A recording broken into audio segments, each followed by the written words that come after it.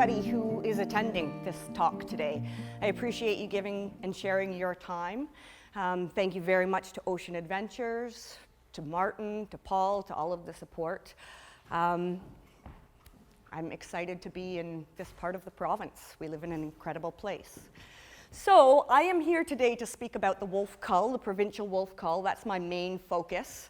I just start off with a bit of a, can we maybe dim the lights a little bit? People don't have to see me so well as I want them to be able to see the images. So Trish has kind of explained a little bit about wolf awareness, and I'll go into that in a little bit. I put this slide up. It says luposlipophobia, so wolves are Canis lupus, the fear of being pursued by timber wolves around a kitchen table while wearing socks on a newly waxed floor. Because a lot of what I do in my role is dispel myths. There's a lot of misinformation about wolves out there. They are kind of a hot topic, and some of the things that I'm going to be talking about today are moral and ethical issues. So we're going to have people on different sides of the table. I want you to know that even though I am a wolf supporter and a large carnivore supporter, by no means do I want to see caribou go extinct. I want balance in our province. And hopefully, you know, with the information that I'll present today, we will be able to understand a little bit more about what is actually happening. So, like I said, Trish really pretty much introduced us. I just rekindled this organization about 4 years ago. It was dormant. So we still do operate at a pretty grassroots capacity. That being said, I work with some fantastic biologists. I've got a very strong board of directors, you know, involved in the IUCN, CANID specialist group. And we choose the wolf because I've mentioned it's misunderstood, it's very highly persecuted, but also because of its very important role in maintaining biodiversity and the health of many other species and functions in ecosystems, which I will talk about. So, as I'd mentioned, you know, people are going to be on both sides of the table for this. Hopefully, if you can stay with me, because I've got a lot of information to go through, it will lead to an honest discussion and some transparency about how I believe many of us in this province are being duped. So, often we have common objectives, and that's largely, I think most people in BC do respect nature and want it around for future generations. So just to give you a brief overview of what I will be talking about, I'm going to start off with a little bit of biology, behavior, and ecology of wolves. I've been doing this program since the wolf cull was initiated in 2015, largely hosting an ecologist who's helped me a lot with this program. I have to recognize Brad Hill for that, thank you. But I also realized that sometimes he's talking up here, and we're missing some of the basics down here. So I wanted to review some of those things and make sure that everybody's on the same page before I go into the dilemma that we're actually facing.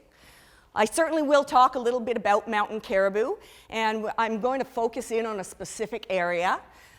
We'll talk about the conservation dilemma that we're facing. It's not only wolves and caribou, it's people, it's moose, it's deer, it's mountain lions. So I'll give you a kind of a big picture feel for that. Talk about some of the relevant science and ecology behind this conundrum that we're dealing with. I'll let you know how to engage if you'd like to, and we'll certainly leave room for questions and discussion. So again, I do have a depth of information, bear with me. Unfortunately, none of this is transferable in short tweets. You know, these are convoluted issues that have multiple layers, they're multifaceted. So it does take some time to get through them. And that's certainly why we will have an intermission once I get through the first part of the program to give you guys a chance to get some coffee and some snacks as well, and we'll rejoin from there. So let's just start with a brief history of wolves. Originally, they were all over Canada. They're circumpolar, so not only North America, but Eurasia. And typically, is that focused okay? Yeah. So everywhere other than the Queen Charlotte's and Prince Edward Island. So things, you know, for millennia, there was, I'll just bring this all up, there was coexistence. among wolves and First Nations. Now, I'm not going to say that killing didn't happen, but if it did, it was usually done with some sort of ceremony, some respect, and it wasn't a wide-scale mass killing program. There certainly are some First Nations, such as the Blackfoot, who saw the wolf as a brother, would not kill the wolf, refused to use poison, something that we're still using in Alberta and Saskatchewan to kill wolves and everything else on the landscape, and that's recently come into my valley in the Columbia Valley, both compound 1080 and strychnine, killing wolves, coyotes, and pet dogs, 4 dogs this winter. So when Europeans arrived, certainly there was a mentality to control nature. We also have to realize that Europeans had just finished eradicating wolves from Europe, pre-North American settlement. So that was the attitude. Also, there was some competition seen for food. Now, whether that was wild game, deer and elk, or especially, when we started farming and having domestic livestock, we viewed wolves as competition for our food. So our history, the tolerance hasn't ever really been high, I don't think, large scale in most parts of North America. That's starting to change now that we have a greater understanding of wolves. The next slide I'll show will actually show you a graph of some of the numbers that I'm talking about, but wolves were at their very lowest, or very low, in the 1930s because of long-term, wide-scale persecution. We were dropping poison on frozen lakes that killed tons of wolves and tons of other large carnivores as well. So there were kind of carnivore cleansing programs. We were doing aerial shooting. Incentives and bounties was almost a form of community building as Europeans spread. Let's get rid of the wolves. Let's work together to do this, right? There was definitely a decline in prey in that time as well, relating to overhunting, severe weather, and habitat loss for sure. Is always an issue and a theme that we're going to come back to again and again in our program today. So even into the late 1980s, we had wide-scale government kill programs in the Yukon, in BC, in Alberta. And even though many of them were ended because they were deemed to be inefficient and not socially acceptable, recently they have resurfaced again. So this chart is actually a really good reflection of the wolf population across most of Western Canada. This is specific to the Bow Valley study, but Paul Paquette, who is my scientific advisor, said that this is actually a very good reflection of what happened across Western Canada. So you can see there's been some ups and downs along the way, and this is certainly not the first time this province has initiated wolf kill programs. So this is just an overview of BC, British Columbia. In the mountain national parks in the 1950s, we killed all of the wolves and many of the other predators too, due to a rabies scare. I believe it was a fox, a rabid fox that was found, but again, let's kill everything. Even after the rabies scare, wardens were still killing wolves in our national parks up until the 70s. Provincial kill in the Muskwa and Kichika in the 80s. The Vancouver Island one, I've kind of clumped two different things together. In 82, there was an experiment that began in the Nipkish Valley, and wolves were killed there. It was a couple of years later that that experiment turned into a program, and wolf removal started happening in the north and the south end of the province. I want to make it very clear that in this province, we've been using compound 1080, which is a wide-scale killer, poison, up until the late 90s. Now that finally stopped because the last study that was done in the late 90s showed that 20 to 30% of the baits were taken by non-target species. So again, kind of irresponsible wildlife management. Not only are these poisons indiscriminate killers, they take a long time. So we're talking about prolonged suffering, distress, and agony for several hours. They're also food chain killers. So if something eats this carcass, the carcass is now poison, that travels to whatever feeds on it. Again, this is still used in Alberta. In 2001 to 2011 was some time when there was some wolf killing going on in caribou areas, but not at the scale that we're seeing today. But most people aren't aware of the sterilization program that did happen in the Quesnel Highlands. Again, recent reports, scientific reports that came out last year are confirming ineffective. It was a waste of money. It didn't do anything. A lot of animals certainly did suffer in that process. So, once we successfully we were successful at removing wolves in vast portions of our province. Mostly in the southern portion of the province, kind of from Jasper. I don't know if you guys know that, that's my point of reference in Alberta, but Jasper National Park south, wolves were eliminated and really, really reduced, just based on that graph, right? And when that happened, there were a few changes almost immediately. One was we started changing the way we raised our livestock. We started putting cattle out in remote areas, large herds, unmonitored, because we could. It made sense at the time economically. It was virtually a predator-free landscape. So that changed. We also saw a change in ungulate populations in many parts of North America. This is not just unique to British Columbia. Wolf control and eradication programs were happening in vast parts of this continent. And in many of those areas, we saw an artificially inflated ungulate population, which over time, many people did get used to. We also saw the introduction of some disease in our ungulate populations. So raise your hand if you've heard of chronic wasting disease. Okay, a few people here. I like to talk about it because it's recently resurfaced. Chronic wasting disease is a prion that I believe was first discovered in the United States after the wolf eradication. The elk and the deer really were bunching into herds, and this started spreading. Now, I know many sustenance hunters who say, once chronic wasting disease has arrived in that area, excuse me, I will no longer eat that meat. This is a very, very serious threat, and I'll talk a little bit about it more in detail once I talk about ecology. But with the removal of these carnivores, these were some things that were introduced. And our attitudes, again, I can't say that our tolerance was ever high, but we simply forgot to live with wolves as part of the landscape. And there's been a lot of research to show that where wolves are permanently there, tolerance is much higher because people just see them as part of nature to deal with. When they go and come back and are reintroduced, attitudes are very, very different. There's more animosity, and I'll get into that as well. But just so that you know there is some fear that happens when wolves are reintroduced. I like to paraphrase Chief Dan George: what we don't understand we fear, and what we fear we often destroy.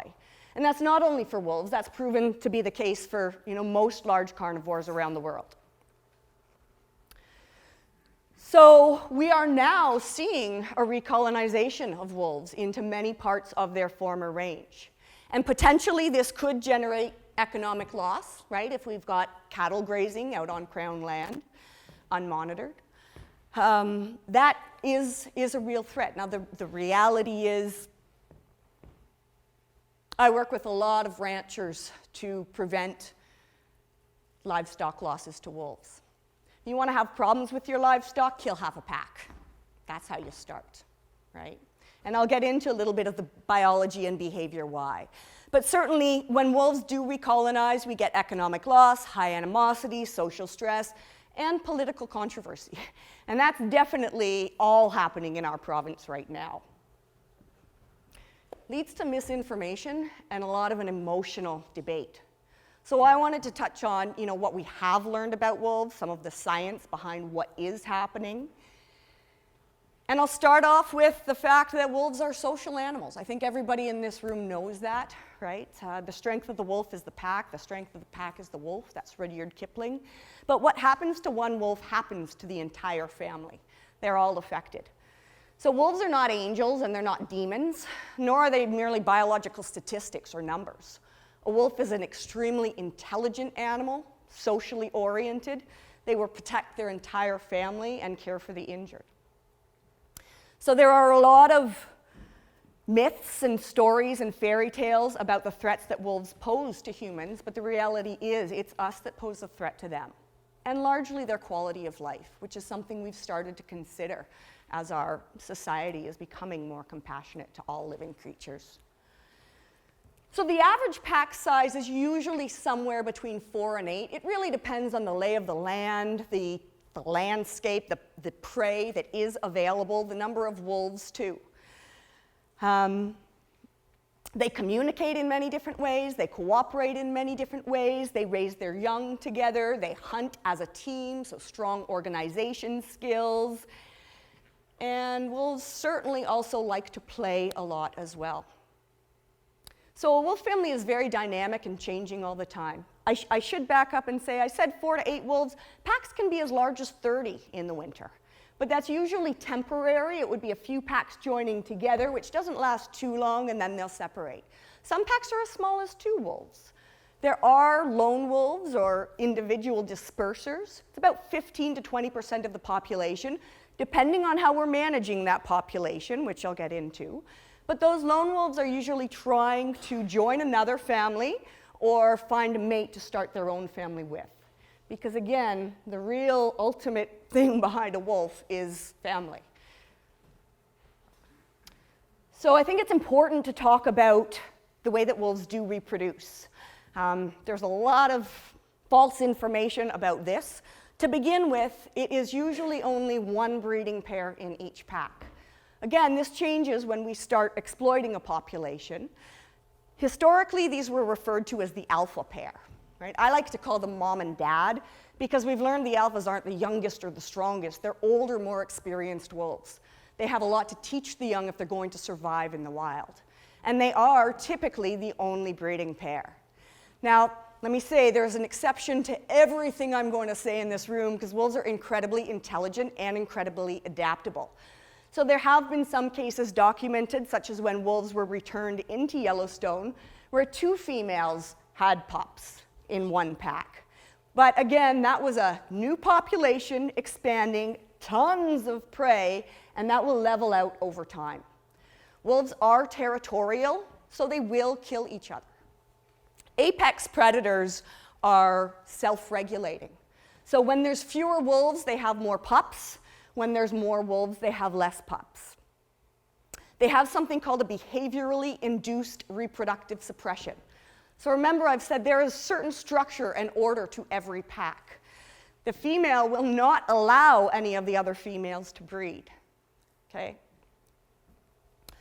It's about a 50% survival in that population as well. So again, density dependent, and I want people here to understand that wolves, while I'll talk about what they eat, they're certainly not just eating machines. So as a pack grows, a pack of 2 wolves will kill as often as a pack of 10 wolves. They just can't finish it. So smaller packs kill more per capita. Okay, that's something I want to keep in mind. Anything that I'm saying here, certainly if you want the science behind it, I can back it all up. I didn't put references to that, but there are definitely several studies that I can hand out. And that's regarding whether it's livestock or whether it's natural prey. Wolves spend about 1/4 of their lives with the adults learning how to survive. So, by the time they're 2, they're certainly strong and fit, but they don't have the experience or the skills to determine which animal to target, how to stay safe. It is a difficult life for a wolf, even removing humans. There's starvation, there's weather, there's disease, there's parasites, there's other carnivores out there.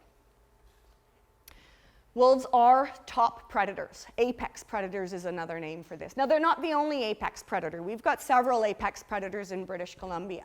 And that simply means they're at the top of the food chain. Nothing else eats wolves.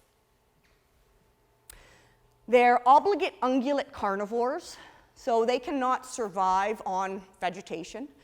About 2 to 5% of their diet is grass and berries, but for the most part, these animals have evolved to eat meat, right? Their main prey are ungulates, which is really a fancy name for the deer family. So deer, elk, moose, caribou, bison, certainly mountain goats as well, you know. But it's largely those larger animals, sharp horns or antlers, sharp hooves. They're fast, they're strong, they will stand their ground and fight back. It's a lot easier for wolves and any carnivore, any predator out there to catch the oldest, youngest, sick, injured, and diseased. I know that's something we've all heard from being young, but guess what? Statistics are proving that and showing that. Now, wolves are opportunistic, so if they get the chance, they will take something fit for sure, but it's a lot more challenging. So most of these ungulates in their prime can outrun wolves, or they'll stand and face them, and a wolf is very unlikely to challenge that. So I've touched on that wolves are important to the environment and to many other species, and I'll go into some of the reasons why. This is a slide that I've just pulled from a recent article about chronic wasting disease. I do have a map in the back if anybody wants to look to see where this disease has occurred or is occurring. It has reached Alberta, and again, it's a very, very serious concern. Some states have started writing other states, please stop killing your wolves because you're going to kill all our deer and elk. What we know is that predators are the best line of defense against this disease. So human hunters are targeting different animals, right? Carnivores almost have a sixth sense. They have to survive. They can tell if an animal has an impacted tooth, maybe a cognitive disorder, something that we wouldn't observe. But that makes the prey act slightly differently. And certainly it's not just wolves. A full guild of carnivores is best because they all hunt in different ways. Wolves and coyotes are coursers, so they're pushing and testing that prey, versus mountain lions, which are more, I want to say pouncers. I know that's not the right word, but that's what's coming to me, stalkers. In any case, wolves keep these animals healthy by keeping herds small and constantly on the move, and certainly by directly removing the diseased animals from that population. If one of these animals dies by themselves, which happens, wolves are there to clean it up, virtually eating all of that carcass.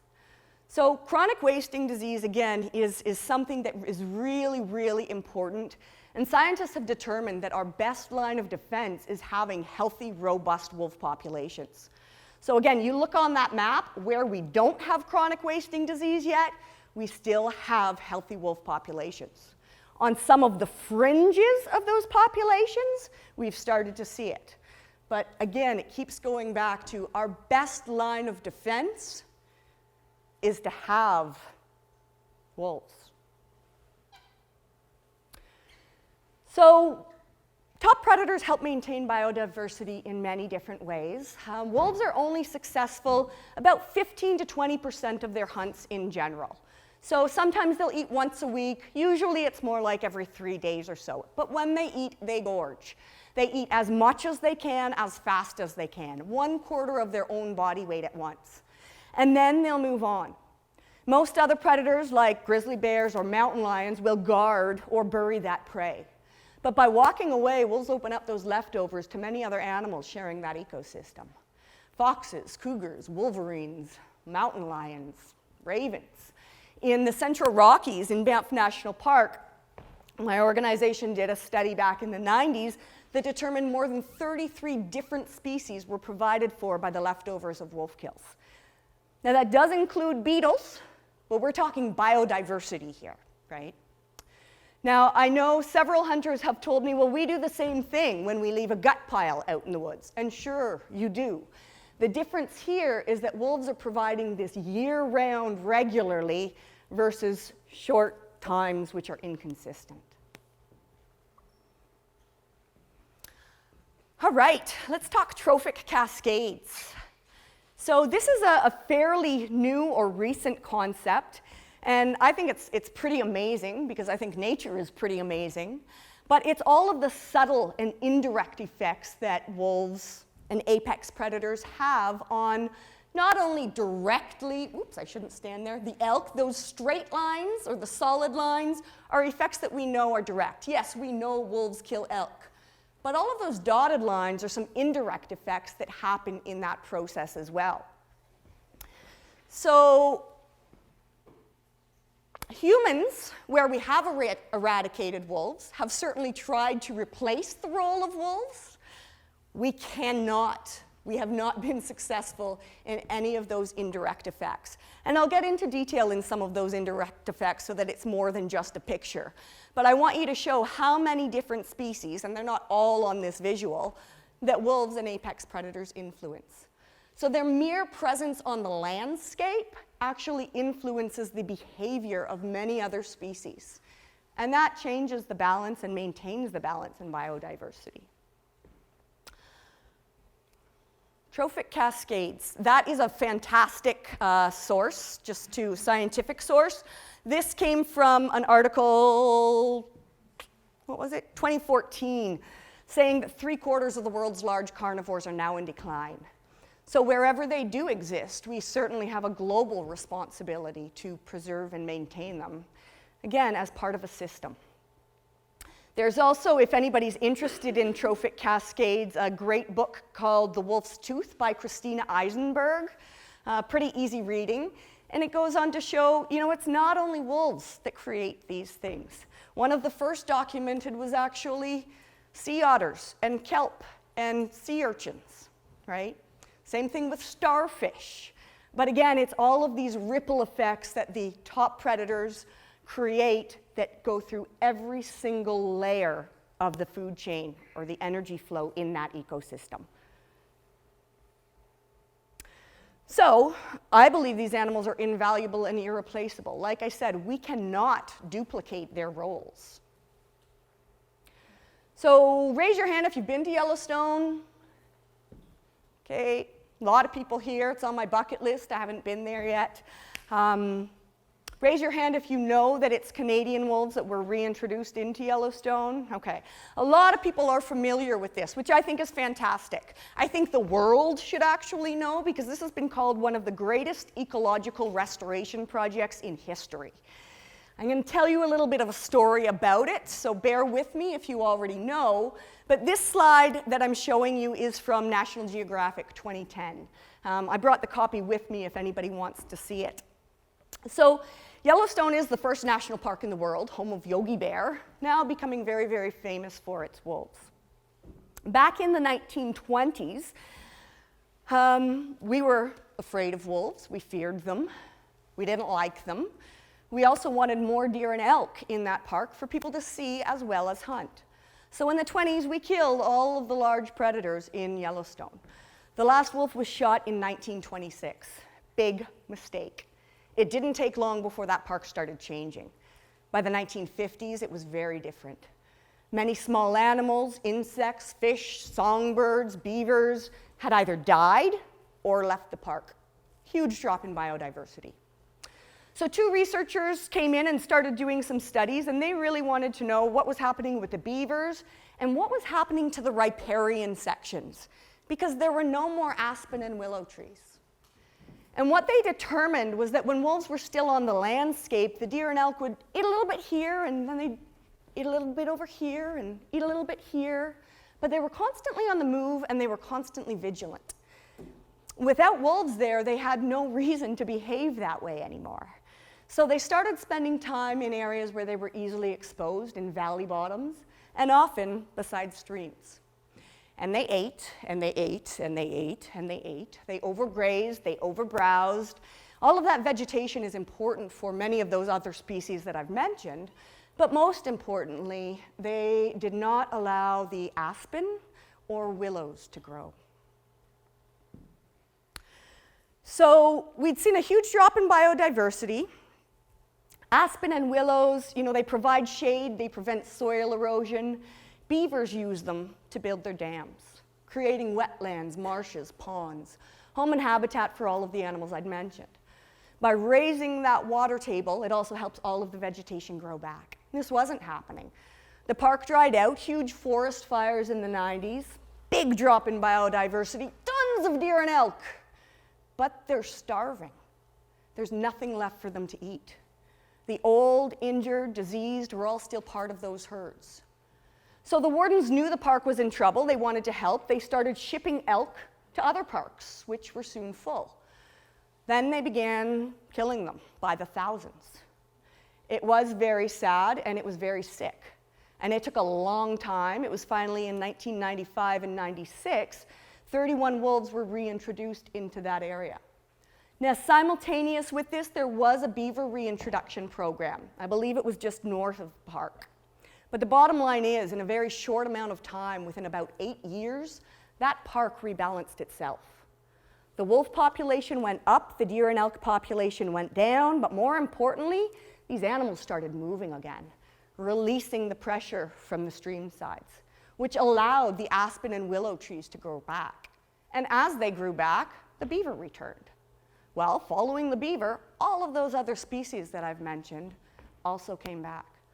Songbirds that hadn't been seen in the park since the 1950s returned by themselves by putting the top predator where it originally belonged. Now, is this one wonky study? No, the same study's been done in Banff National Park. Mark Hebblewhite's thesis. Remember I said we eradicated wolves due to the rabies scare? Well, when they started coming back, we saw an increase in beavers, an increase in songbirds. Basically, everything started benefiting from that. So, if it's not a wolf, it's a shark. It's a mountain lion. It's an apex predator that has evolved over millennia to regulate ecosystems in this way. Now, ecosystems aren't static, right? There certainly are oscillations, but that is nature. So just to kind of reiterate the ecology of fear, how wolves really keep animals moving across the landscape. I think this one speaks for itself. Okay, so let's talk about how far we've come. I want to talk about caribou a little bit before I get into the relevant science behind this. So the Latin name, if anybody's looking for it, is Rangifer tarandus. Caribou are also circumpolar, so the whole, Eurasia as well, but they're called reindeer there. All right, I'm going to show you a series of maps. The take-home message from this is that the classification of caribou is very messy. Okay, we've got several different schemes out there. Whether you're looking at the federal scheme, the provincial scheme, some researchers even have their own scheme, whether it's deep snow or shallow snow. But what I want to show you, we have 3 main types of caribou in Canada: the Peary caribou, the woodland caribou, and what one am I missing? Barren ground caribou.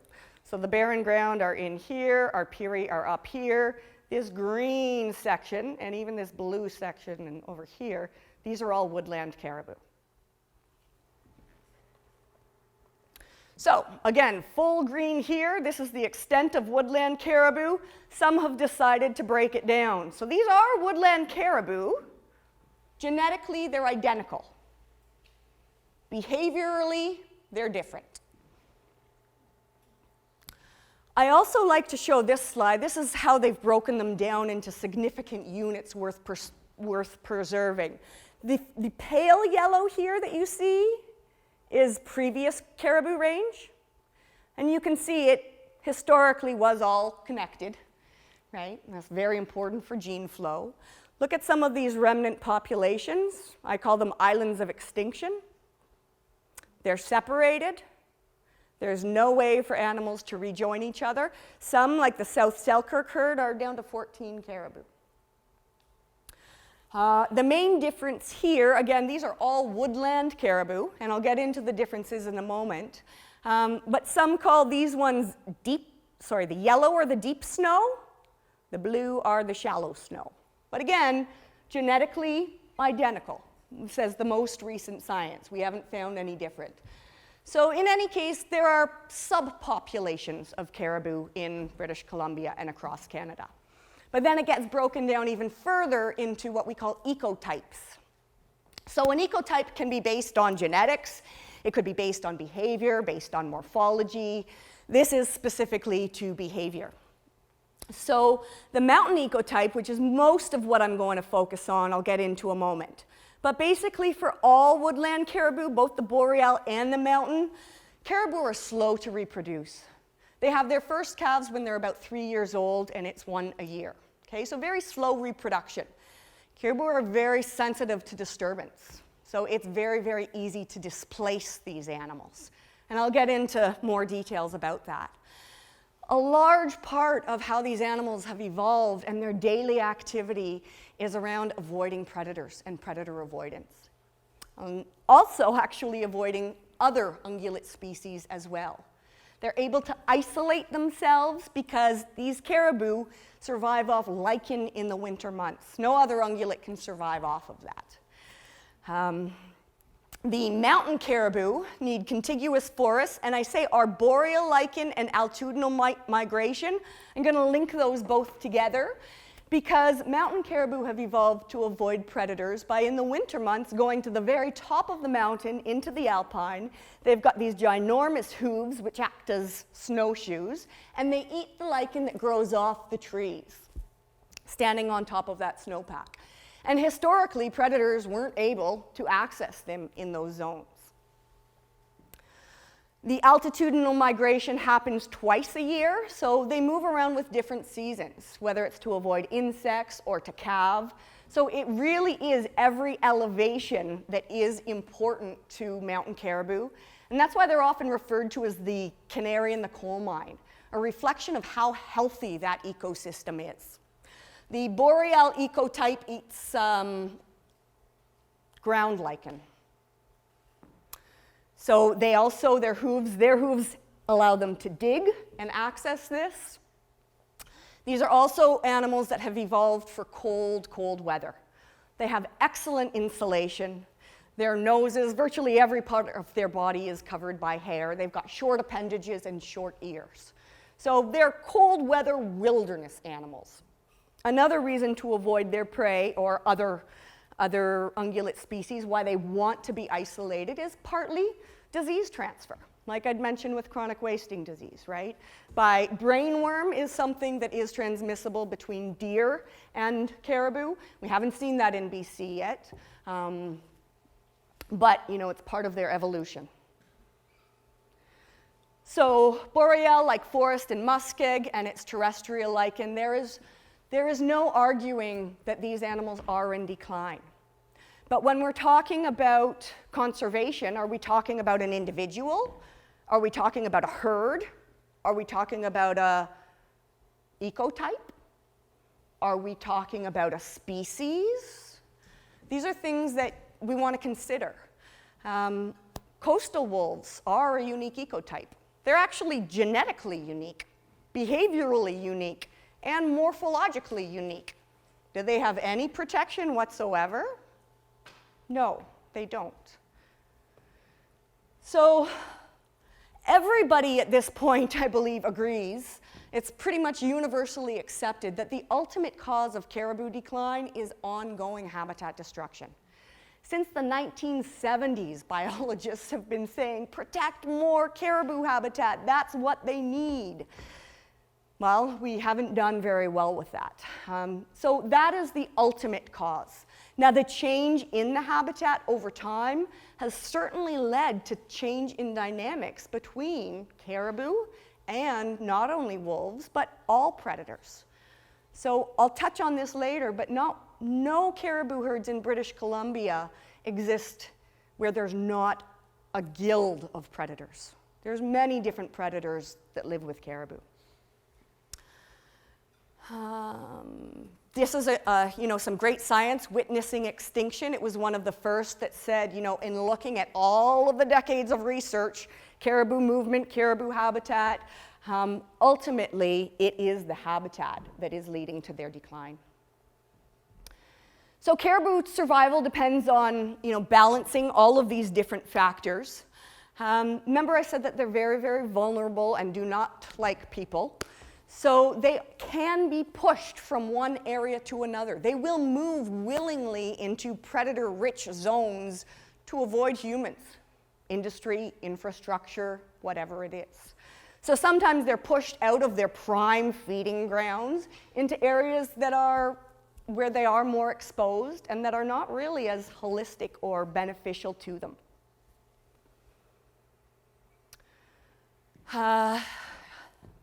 So again, there's a lot of research. Wasser et al. Did a great one. He summarized caribou are so skittish they'd rather hang out somewhere where the food isn't as plentiful if it's further from human impact. He used scat-sniffing dogs, actually, and studied a lot of caribou turds, and was able to determine that their stress hormones were a lot higher around even just seismic lines than they were around their natural predators. So I mentioned they can be displaced, which creates food stress, hormone stress I just touched on, and all of these things are happening in most areas where there are mountain caribou. Snowmobiles, helicopters, cat skiing, heli skiing, all of these things displace caribou and increase the stress hormones in them. And we know stress hormones are not good for anybody. It's not healthy over the long term, right? And then these are just the full references. Like I said, if anybody wants these papers afterwards, just come talk to me. I can certainly follow up and make sure that you get a copy of all of this information. With what's happening in Victoria today, I just had to put this up.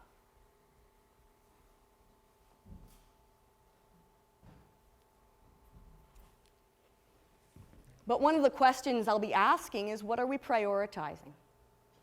So again, I've said since the 1970s, caribou biologists have been recommending protect more habitat, protect more habitat. 2015 was when the wolf cull started officially, but I want to go back before that because 2007 was a pretty important year as well. In that year, the Mountain Caribou Recovery Implementation Plan came out, and we started to hear government proclaiming that we've protected 2.2 million hectares of caribou habitat. Fantastic. In some of the recent documents, they've changed that tone and admitted that, well, most of that habitat was actually previously protected. We're talking national parks, provincial parks, ungulate winter ranges. What was newly protected was previously logged at high elevation, so it's of no value to the timber industry. Areas that were too steep to log, but also virtually useless for caribou.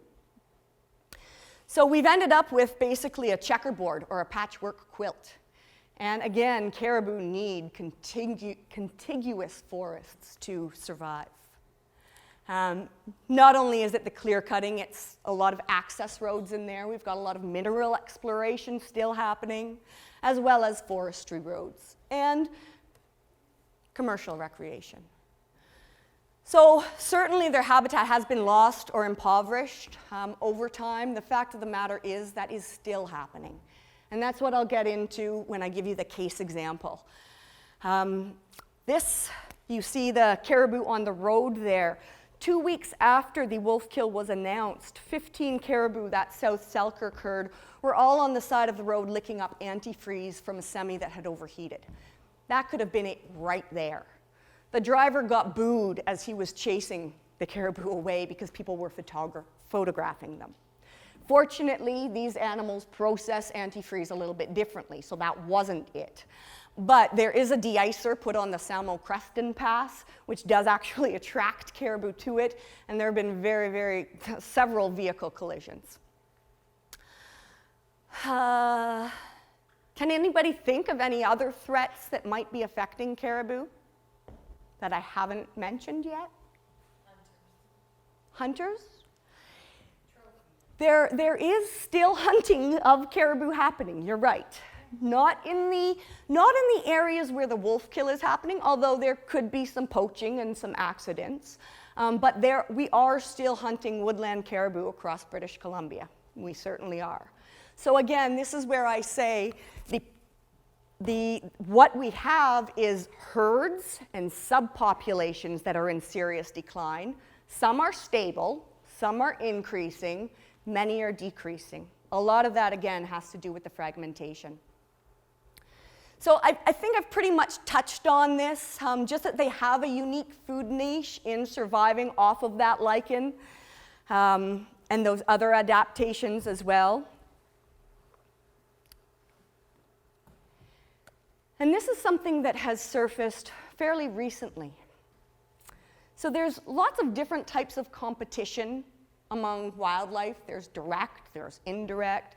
So whether it's for resources, nesting materials, or let's say an osprey going after an eagle to catch a fish, that would be direct, right? Apparent competition is a little bit harder to determine and detect. But Rob Soroya, he's done his PhD thesis on this. There's some definite good science behind this.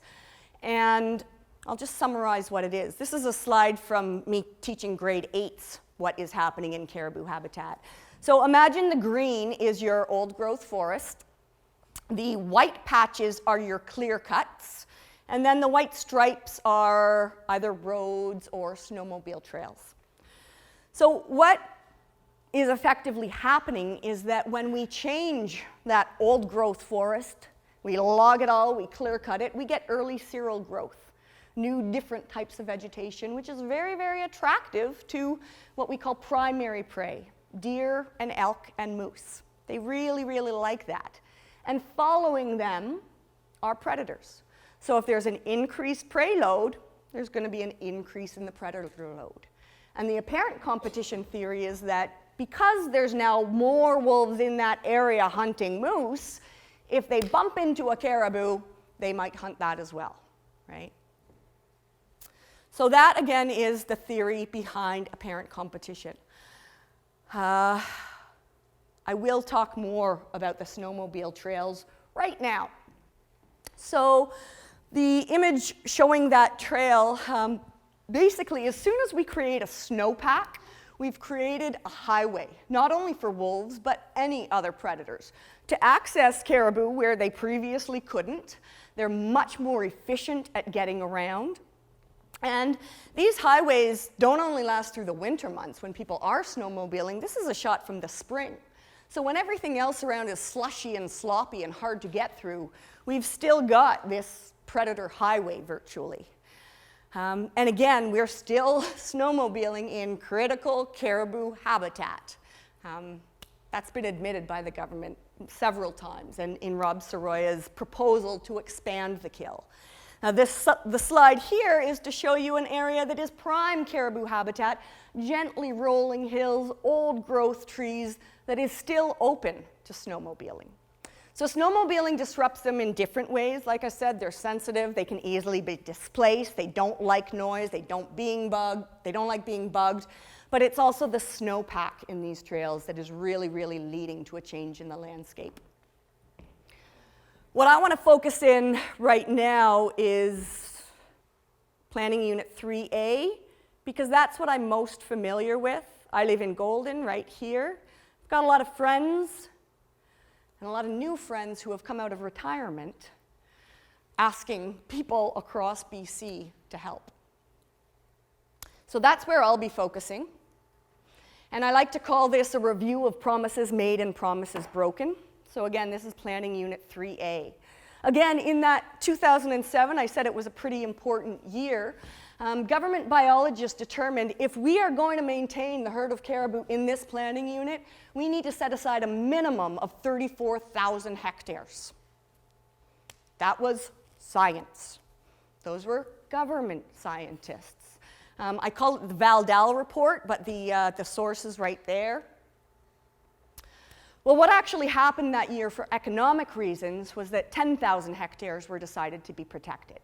Again, of that 10,000, some of it was already status quo. So it was about 7,400, I believe, that was newly protected for caribou in that 2007 plan. That's not expected to have a self-sustaining caribou herd, but wait a minute, it gets even worse. 4 years later, there's a biodiversity amendment, and more than 6,000 hectares of that protected habitat is given back to the logging industry, old growth forest, in compensation for what had been lost to protecting caribou. Are we serious about protecting caribou here? So virtually that's, about 1% of what scientists recommended. But this is where I say, you know what, it's not only science, this is common sense. Go over these caribou zones using Google Earth And you can see the fragmentation. And understanding the life requirements of these animals and how they have evolved evolutionarily, their habitat is no longer available to them. They've outlived it. And that's not the fault of wolves. So I say that Revelstoke fails. D, it is not doing well. The plan right now actually is to log all of that virgin forest. So caribou are not the only unique or endangered species in there. The inland temperate rainforest hosts many, many species. I'm working with Valhalla Wilderness Society. There's a petition there to actually protect some of this old growth, which the government hasn't recognized yet. But they've brought in lichenologists for one day who are discovering new species, or discovering species that they thought only existed on the coast. So again, these are very, very biodiverse areas that do need protecting. And I'm thrilled with some of the protection that's happened with the Great Bear Rainforest. I think that's something that we can be proud of, not only in BC, but in Canada. But we really need to extend that to the interior as well. Some of those trees are 2,000 to 3,000 years old. And it's unlikely that this ecosystem will regenerate once it's destroyed. You can't unscramble an egg, right? Especially with factors like climate change and pollution these days. So simply put, the habitat piece is not in place in Planning Unit 3A. This is an image, again, critical caribou habitat less than 3 years ago. So the result in Revelstoke is not only aerial gunning has begun, but Rob Soroya's thesis was a moose reduction program. That moose population was dropped by 70%. Most of it happened over a period of 3 years, but we want to maintain those low moose densities. We also want to start killing white-tailed deer and targeting mountain lions. Now, in the South Peace wolf cull, there have been black bears killed when they come within 25 kilometers of the maternal pen. So we're starting to talk about a bloodbath here, as far as I'm concerned. This is not just wolves, this is multiple species now being targeted as we continue to destroy critical caribou habitat.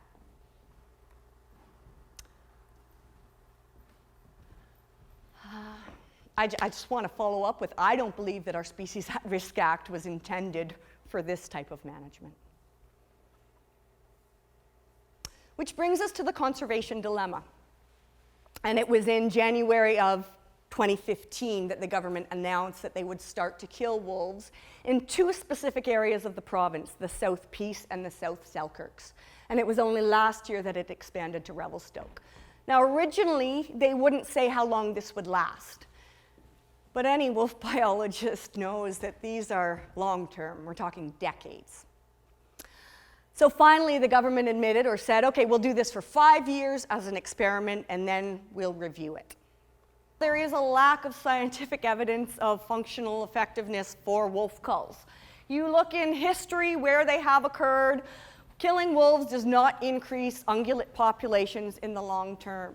So Bob Hayes was the biologist of the Yukon for 20 years. He killed wolves. He has since said, this is not the way to go. It's extremely expensive, it creates great community divide, and at the end of the day, you got the same number of wolves and the same number of ungulates. As well, it's morally repugnant, and it's a biological disaster with some of those repercussions. So he's got stacks of scientific papers, but I really recommend, he's got a book that summarizes it all very well, Wolves of the Yukon, and he actually is a part-time BC resident too. So that's one example that I can give you. I also want to touch on Alberta, because Alberta certainly does have a wolf cull going on as well. It's actually, BC is riding the tail of what was initiated in Alberta.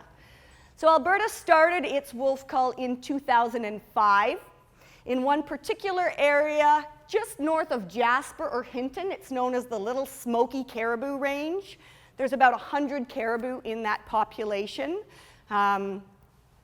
Since 2005, we've killed more than 1,200 wolves in that area. So this picture is actually outdated because this was when it was, this stopped about 4 years ago. This caribou habitat is 96% developed, mostly by oil and gas infrastructure, but that has actually increased since the wolf cull started. We are still using and expanding our footprint in caribou habitat. So there was a paper that came out. Herview was the lead author of this experimental wolf cull after the first 7 years. And basically, the scientific literature says there was no difference in female survivorship. There was no difference in calf recruitment. There has been no change in that caribou population. We've now killed 1,200 wolves. We've also killed a minimum of 233 non-target species because this program also uses strychnine. Again, an indiscriminate killer. It's a poison. Any carnivore attracted to that bait is going to suffer and then pass it up the food chain. So again, this one's not working. So on a small scale, culling is very, very ineffective because wolves reproduce quickly. The more we exploit them, we see an increase in reproductive hormones. We're fragmenting that social structure, so we've got more breeders. You can actually increase density, but the wolves have smaller territories. We see more lone wolves and more dispersers. That's the reproductive capacity. The other thing is, if there are wolves in the surrounding area, all you're doing is creating a vacuum. Those wolves are just going to move into that vacant territory. So again, every single year, you're just killing more and more and more. Actually, the second year of the Alberta experiment, there were more wolves in the area than there were in the first year. So on a small scale, doesn't work. On a large scale, we have some serious negative ecological repercussions that I've talked about in Yellowstone National Park, but I'll bring that home by using the example of Algonquin Provincial Park, which is in Ontario. The wolves were not going to be wiped out there, but they were very, very heavily hunted in the winter months. The deer would leave the protection of that park into deer wintering grounds, the wolves would follow them, and they wouldn't make it back. So they're constantly losing family members, constantly recruiting family members. We saw that change their ecological role. They were no longer bringing down moose. They didn't have the experience or the skills to do so. They were not reusing den sites. Their territories were smaller. What actually happened around Algonquin Provincial Park was they established buffer zones so that wolves and coyotes couldn't be hunted or trapped in the 39 townships around them. After that, we didn't see the wolf population skyrocket, no. But they started dying of natural causes, and we saw a shift to kin-based families. This is how wolves have evolved over millennia. So I've already, kind of mentioned this point that all of the caribou in British Columbia live in multi-predator systems. You might notice the top 3 slides, the mountain lion, the coyote, and the wolf active in winter, are all using snowmobile trails. That's that highway that I talked about, the path of least resistance. Both types of bears live with these caribou, black and grizzly, wolverines. I didn't put links up there, but these are multi-predator systems. So I want to make it clear that it is very, very difficult to extrapolate from one system and say the exact same thing is happening here. Those generalizations we have to be cautious with because there are different guilds in different areas, okay? But again, for the most part, all multi-predator systems. So let's first talk about what we're actually seeing in terms of what is eating and killing the caribou. Some of this information is older and hasn't been updated, but this is for the southern mountain caribou herd, so all of the yellow ones that I've talked about, excluding the South Selkirk herd specifically. I don't know why that herd around Creston wasn't included in this. But in any case, the top predator of mountain caribou was mountain lions. Next on the list was bears, then it was wolverines. Fourth on that list was wolves. There's been another great paper that has come out showing that Mountain lions, although they are an apex predator, they're actually, what's the word I'm looking for? They're dominated by grizzly bears and wolves. So grizzly bears and wolves in the ecosystem may depress their population, change their behavior. Again, when we saw wolves becoming reintroduced or reintroducing themselves, I should say, into the mountain national parks, the mountain lions started moving further up in elevation, avoiding the valley bottoms. Now, let's see, in 2012 there was a translocation. Some caribou were moved from the north to the South Selkirk herd. What happened to those caribou? Well, 6 were killed by mountain lions, 3 by vehicles, 2 by wolves, several unknown, and 1 was killed during transportation. Why weren't bears or wolverines killing them? Because they focus on calves. These were all adults, and it was happening in the winter. Rob Soroya's thesis, like I said, Revelstoke, from 2003 to 2010, so you've got to read beyond the abstract in these reports. 247 wolf kills, 0 caribou, 267 wolf scats, 0 caribou in that scat. Now, I'm not saying that wolves don't eat caribou. Of course they do, and they should. But again, so do many other predators, and the proportion of their feeding is actually quite minimal. Now again, this top study, 2005, since then the wolf population has increased. I want to mention that, right? But I would still say they are not the most, they're not the predator that is consuming most caribou. When we go to the northern BC, it's a little different. Wolves are the primary predators of caribou. And then it goes bears, and then cougars, and then wolverines. So you even it out across the whole province, it's actually bears that kill the majority of caribou, when and where it happens. So let's just take a look back at the Alberta study. For 12 years now, we've been killing 1 single species in that, targeting wolves. We've removed 1,200 of them. We've seen no increase in that caribou number. Why not?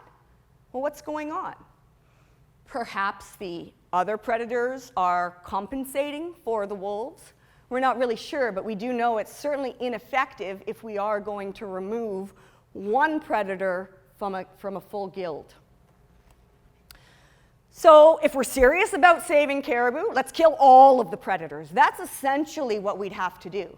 Now, please don't leave this room thinking that I advocate for that, because I certainly don't.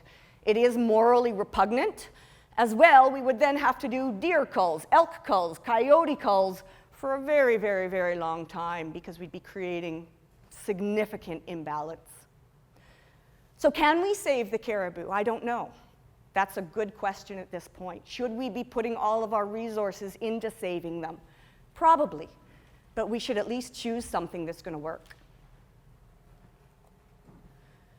So the carrying capacity of caribou habitat. Remember I showed you on those maps, we've got some islands of extinction. We're unlikely in many of these areas to even see a short-term change in caribou population, regardless of how many predators you kill, because the habitat cannot support them. These areas are no longer able to support self-sustaining caribou herds. And it's going to take 60, 80, maybe 100 years before the habitat recovers enough so that caribou populations are self-sustaining again, if the habitat recovers. I like to use the example. I'm going to raise your hand if you've heard about the media. There's a lot of media coverage right now about the movement of caribou in the Slate Islands in Ontario. Nobody here's heard of that?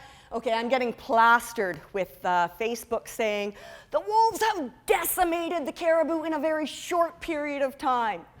So caribou swam over to the island in a very short period of time. They went from 10 to 700. No predators.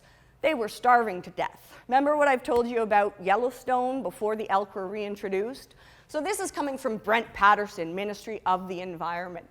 There are still caribou that are starving to death, and wolves aren't even scavenging them. So the issue in this situation certainly is not wolves. Kill all the wolves you'd like. If there's nothing to eat, how are the caribou going to survive?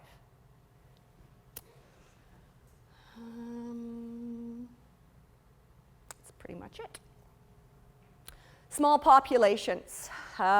So most biologists will tell you for a minimum viable population in the medium term, you need at least 100 individuals. Some of them are now saying, well, that's actually about 500 individuals that we need. Because when the numbers are so low, we start to see inbreeding, which reduces the fitness, the ability to reproduce, the ability to survive. It's called an extinction vortex when we get into that situation. Again, small herds, this is when stochastic events can happen. Shit happens, right? Whether it's an avalanche, a vehicle collision on that Salmo-Creston Pass. Are we prepared to kill wolves for decades when an uncontrollable event could wipe out this small herd?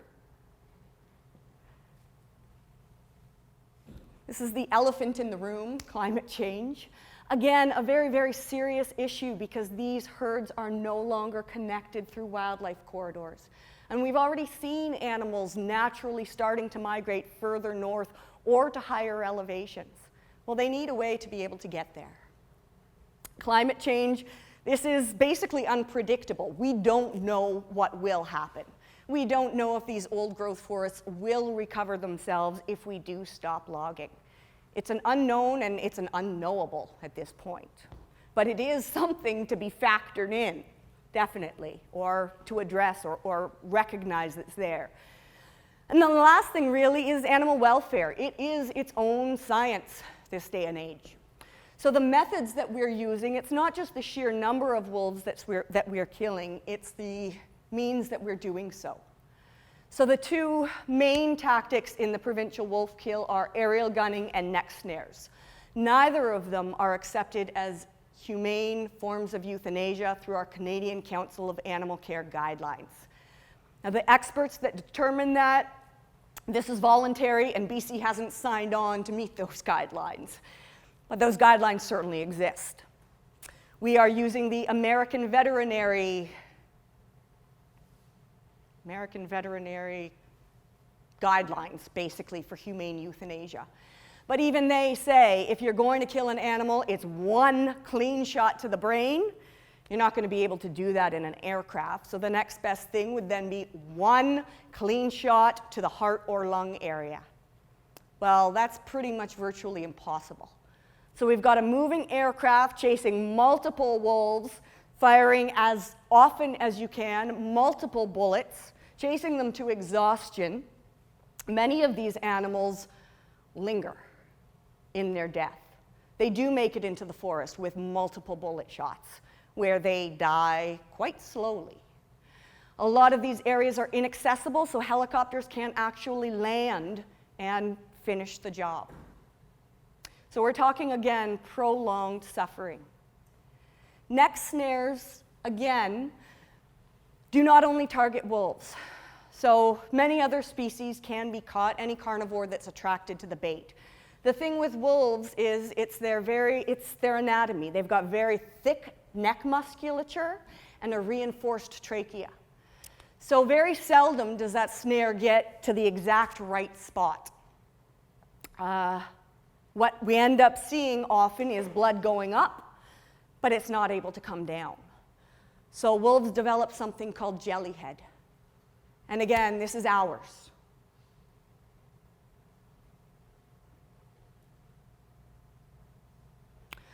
Sarah Dubois, resident of BC, has just participated in an international scientific paper on the consensus of principles for ethical wildlife control, shaming Western Canada for what it's doing to the world.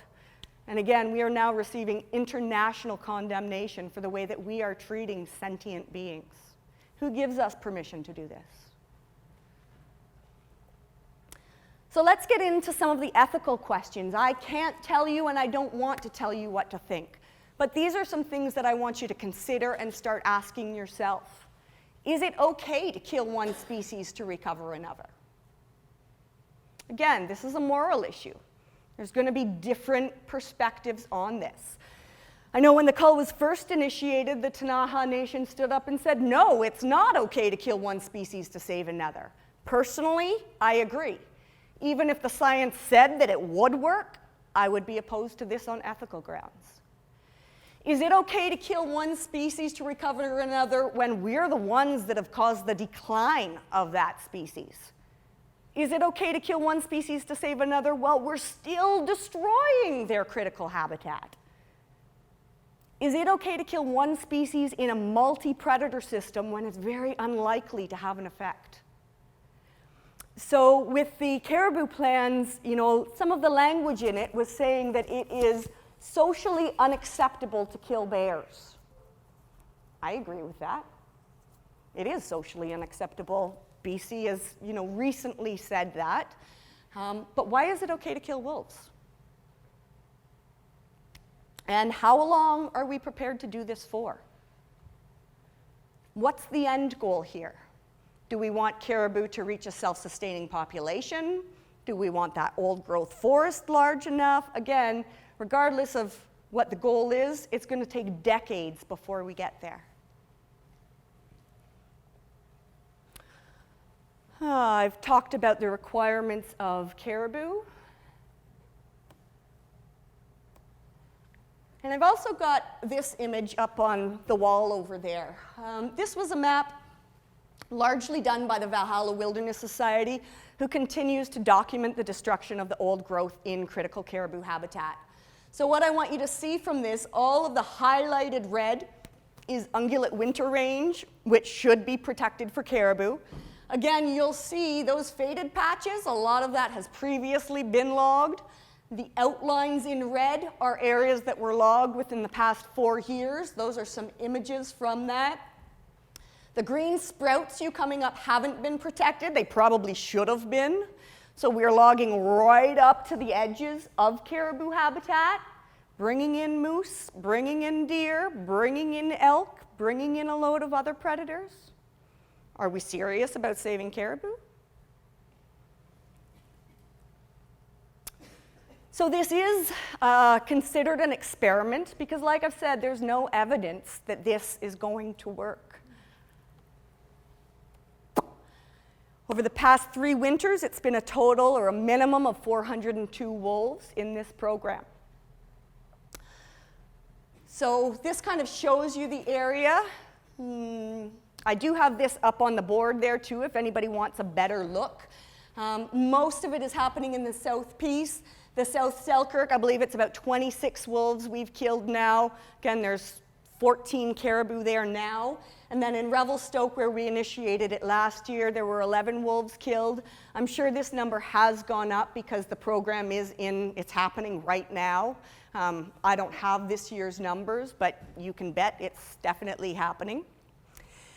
And unfortunately, the habitat destruction continues. So recently, there was a draft plan to recover caribou made between the province and the feds. And in this draft plan, they still say, well, we need to recognize and protect critical caribou habitat. Why haven't we done that already? Again, we've been recommending that since the 1970s. Now, once they identify what needs to be protected, they'll protect it, but only if it's untenured. Well, we're specifically talking now about the South Peace herd in that area. Virtually all of that land is tenured. In fact, most of it has multiple tenures on it. So are we actually going to protect more habitat for caribou? Are we serious about it? I'm willing to fence these areas off completely, but we can't even keep snowmobiles out of them.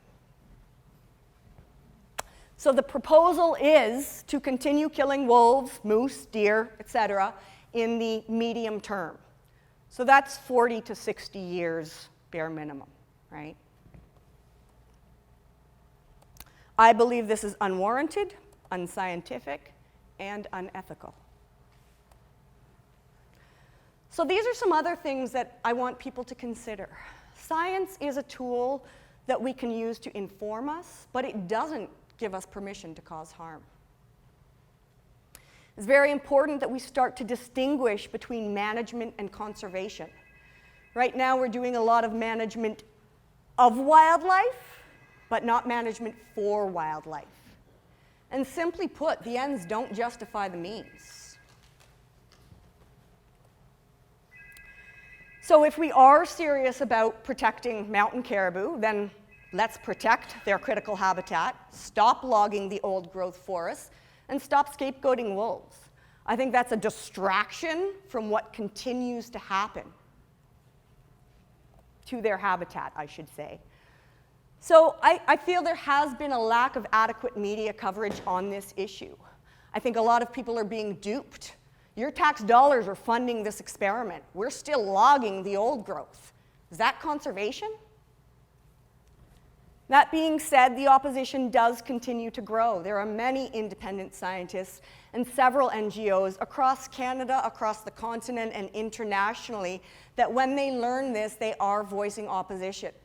So in BC, there's more than 20 NGOs that have publicly said, I oppose the wolf call. Nationally, there's more than 10 nonprofits. Internationally, we've got more than 22 nonprofit organizations. Canadian eco-tour operators. We also have, I don't have Ocean Adventures on here. That's not you, that's not two, but they should be. And I know there's at least 10 different wildlife tourism groups in British Columbia that have publicly stepped up and said, I am opposed to this. So you want to talk economy? Yes, for sure, ecotourism done sustainably and responsibly is a huge boost to our economy. Yellowstone, since they've reintroduced wolves, brings in more than $35 million each year in tourism. More than 150,000 people flock each winter to witness predator-prey interactions because it's very rare to see this anywhere else in the world. Now, just as excited as tourists are to flock to that area, so are the foresters and ecologists because we have the return of the aspens and willows, some of the most important plants to that entire ecosystem. Definitely many scientists and biologists have opposed this as well. The list is longer, again, than what I've put up there. There were just 15 that signed on in a letter submitted to the Alberta government. It's all of the exact same arguments for what's happening in British Columbia. So again, Paul Paquette sits on the IUCN as a wild canid advisor. He's been studying wolves and large carnivores for decades and is considered a world expert. Some other Canadian notables, Robert Bateman, Charlie Russell, John Marriott, Rafe Mair. Rafe Mair, when he was elected in 1979, the very first thing he did as an environment minister was stop the wolf call. I've had a lot of conversations with him, and he was very, very upset with the backward slide, the regression in our wildlife management and policies. Pacific Wild has an online petition, last count, and this was about a month ago, 233,000, and that number is still increasing. So there is strong opposition to this, but it hasn't been heard enough yet. So again, I say wolves are scapegoats. The real threat to biodiversity is humans. And I think most of us are kind of on board with that concept. How much are we willing to share these increasingly busy landscapes? So if we are serious about protecting caribou, again, yes, we do need to identify and protect their critical habitats. Stop logging the old-growth forest. Stop scapegoating wolves. Let's focus on the real issues here. These are some of the decision makers that I urge you to contact, specifically the BC Premier. If nobody else, at least write to the Premier. I do have a handout sheet at the back with this contact information. It's also online, and I encourage everybody to speak to your MLA. Bring it up the chain. Talk to your peers as well. Sadie, I should say that that's the biggest way that the government listens to us. MLA? About banning the hunting of grizzly bears. 100%. And again, it's something Rafe Mair talked about a lot, is how we've forgotten to use the system. That these are representatives of the public. And their job is to carry our message higher up. That's democracy. I do encourage contacting the federal minister as well, because the Species at Risk Act is largely coming into play in this, and we have to let them know predator control is not an option. It's not a viable option.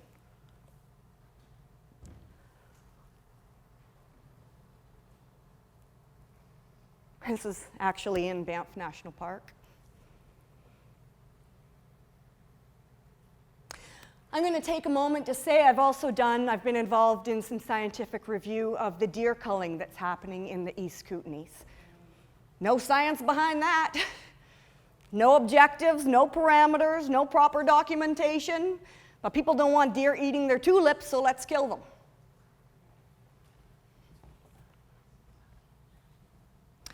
So for the most part, the environment determines the number of prey, and that determines the number of predators.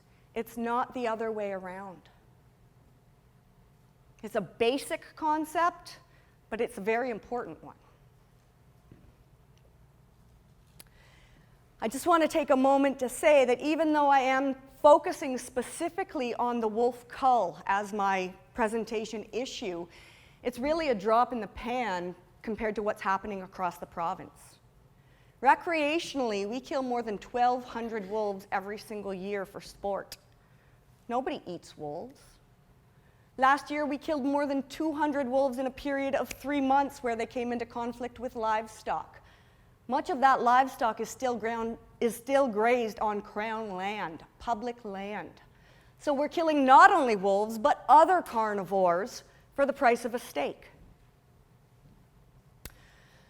The wolf is the only large game animal that you do not need a specific tag or license for. You need your general hunting permit.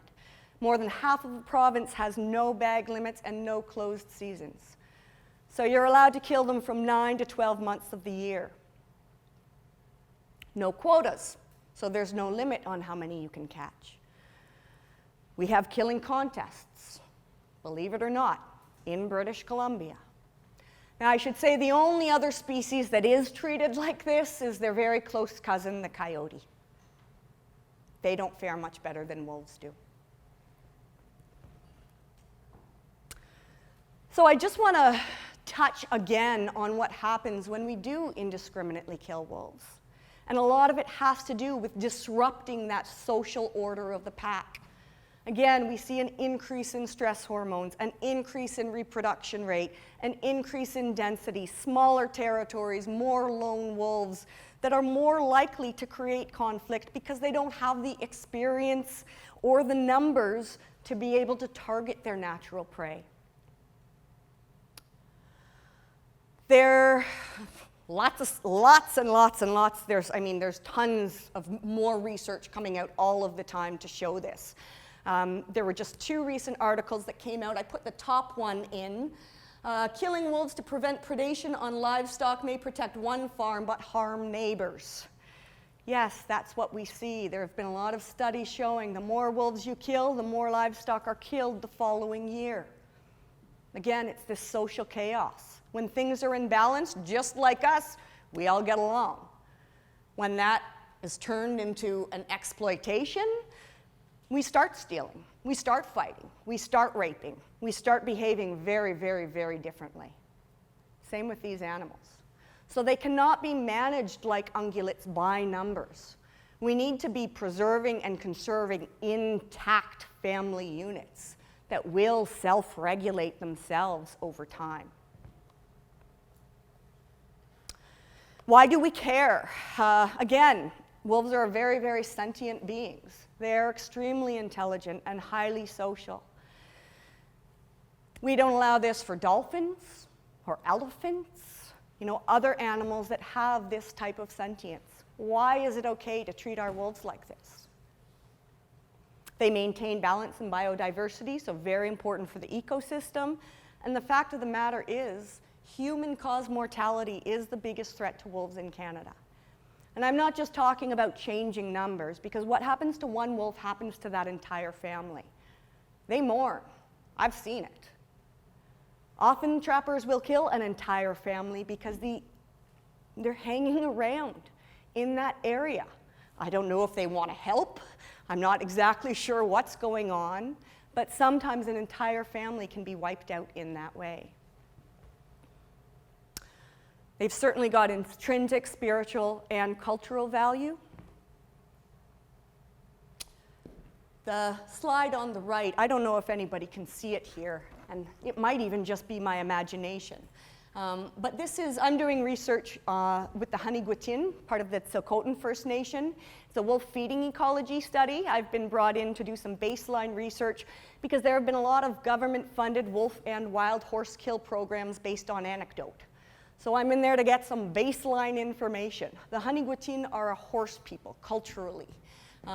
So this is one of the art pieces that I've seen at the last gas station before I go into the community, but I'm pretty certain I see a wolf there. Again, ceremonial mask for the Tsilhqot'in. These are outstanding achievements of nature. I mean, nature is pretty splendid, and top predators are one of the greatest achievements. So I believe there is a critical need for change in wolf management. We need to align policy with the biology, behavior, and ecology of these animals. We need to include ethics. Yes, let's factor in the economy as well. Not only the wildlife viewing potential, but one of the things that wolves do is also control mesopredator populations. So coyotes and smaller, the middle predators which hunt smaller animals. And those economically often create more damage with humans than wolves do. Well, you can't control coyote populations by killing them. The states have been trying to do it for decades. They don't have those bounties anymore because they're completely ineffective.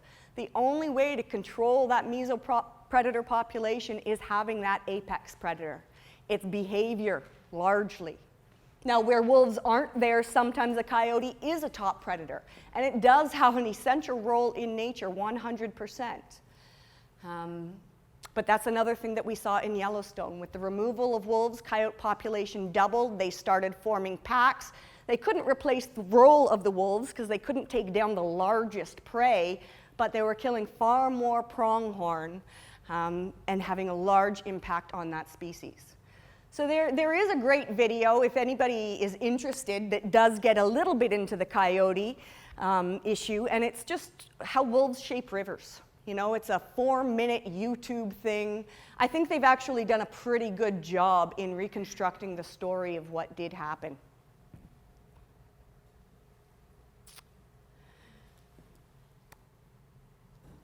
So it's not only large carnivores that are in decline.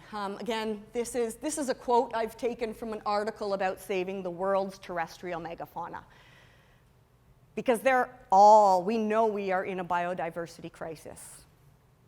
But without a prey base, there's no carnivores. That's pretty much certain. So I like to consider wolves as nature's litmus test. If you've read this sign, I repeated it because I like it so much. And again, this comes from Paul Paquette. So I really see the wolf almost as a challenge to humans and almost as that medicine wolf that's been talked about. If we can learn to live and coexist with the wolf, well, then we've probably got a decent relationship with nature and the environment that can sustain us. So some different ways to get involved. I already mentioned contact your MLA, definitely. We've got some petitions over there, not only asking for an end to the wolf cull, but to start protecting critical caribou habitat now. Let's have a moratorium on logging in those areas. That petition is also available on our website if you'd like to download it, or if you'd like to take copies, fill them up, and mail them back to us, there is an address at the bottom. This is a print petition because it will be used in legislature. Support organizations working on this. This cute guy here with this cute dog, that's a social media campaign we've got. And I say, stop the wolf cull for the love of dog. Genetically, they're identical. A taxonomist will tell you you have a wolf in your living room. It's about 0.2% mitochondrial DNA difference between these species. Now, behaviorally, yes, they are very, very different. We don't want wolves sitting on our front porch like they're a dog, definitely not. But again, we go to great extremes to treat our dogs well. We don't allow puppy mills. We don't even let our dogs be in hot cars. And we shouldn't. That's great. But what about their ancestors?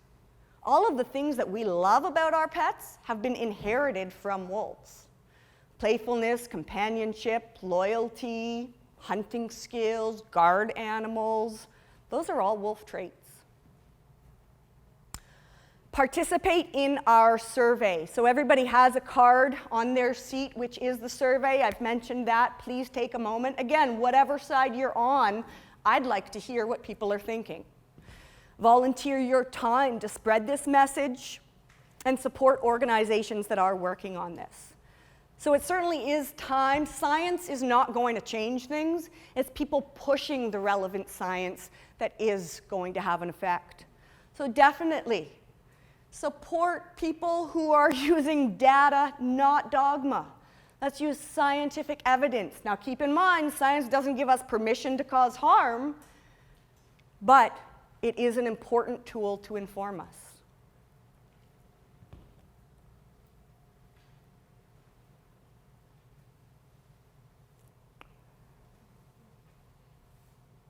So Canada, you know, I haven't looked this up in a couple of years, so I really do need to look it up. But I learned about 5 years ago that Canada is home to 1/5 of the world's remaining wilderness. And we've protected less than 10% of our habitat, terrestrial. It was less than 1% of our ocean. I know there are some people working very hard on that, so hopefully these numbers are going up. But the bottom line is we need to preserve biodiversity. Biodiversity breeds resiliency. We don't know what genes we're going to need in the future. So let's protect everything that we can, and that starts with protecting their habitat. And that's pretty much it for my presentation. I know that is a lot of information that I've tried to relay over a short time. I could talk for a lot longer on this, but I also know the reality of attention spans. So thank you for staying with me and for giving me your attention. And I certainly would like to open the floor up to any questions that people might have.